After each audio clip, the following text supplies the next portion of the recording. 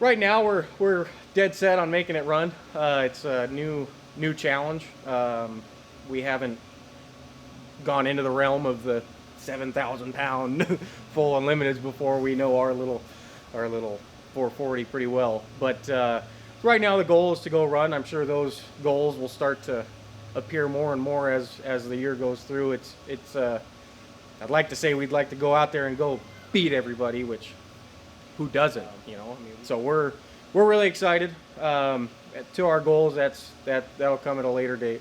Right now, we're just focused on getting the boat together and running and getting a team together. Well, number one, it was making room for a second boat, and here we didn't quite have the room to begin with. So swapping boats around and moving machines around because the shop's full of them. But once we got the boat in here, we took it down off the ground and a lot of measuring, making sure that we know where ground zero is on it. And then after that, just making plans on what we want to do moving forward, changing bull noses, changing the running surfaces, and changing things like that, so we know what we're up against for the off season. And after we decided all that and made kind of a plan on what we wanted to do, we started going after the normal hull maintenance. So repairs where there's small stress cracks and things like that. The Go Faster and Left team took really good care of this boat, so there wasn't much maintenance to do on it. There was a few things that they had pointed out that needed some attention, just from the years that they've ran it and whatnot. But so we've fixed most of those. We're ahead of schedule when it comes to that. Next step is realigning shaft and fitting it for a new gearbox, because we're going to be running a different gearbox, which changes the whole scape of things. So they're actually an incredibly similar engine.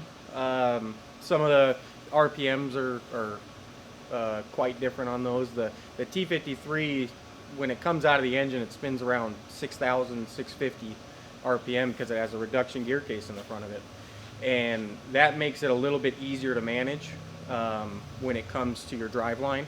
Now with the 55, they spin in an incredible RPM and an incredible horsepower. So shaft alignment, and the materials that they're made out of, and everything being in unison is much more important when it comes to these. So you'll see teams taking tons and tons of time aligning the engine, aligning the gearbox, making sure that there's no vibration, nothing loose, everything's just working in harmony, because that, you start losing the harmony, you start losing speed and horsepower. So.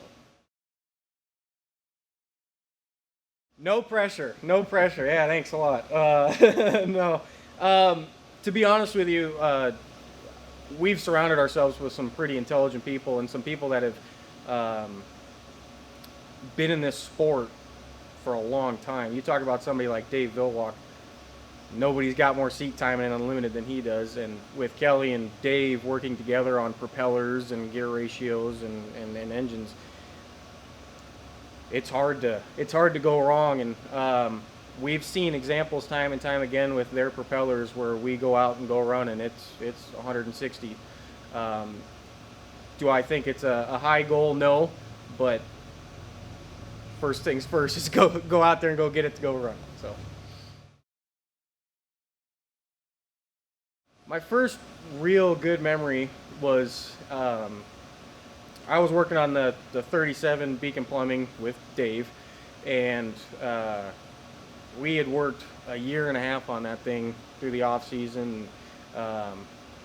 Countless hours of work, countless late nights, a ton of time, and I learned a ton from him that year. But the first time we took it out and Dave drove it, it went out and went 163. Now we bumped the N2 a little bit, but nobody needs to talk about that. But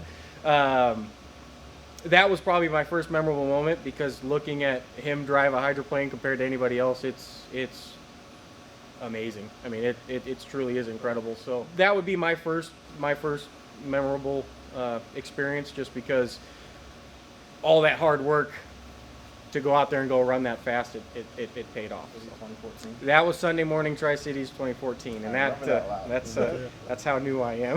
But I remember that lap very well. yeah, that was a rough weekend, but that was a highlight of it. And you know, on to the next one. History's one thing, but we're on to the next one. So I'm excited for 2020 and to see what we can do with this thing.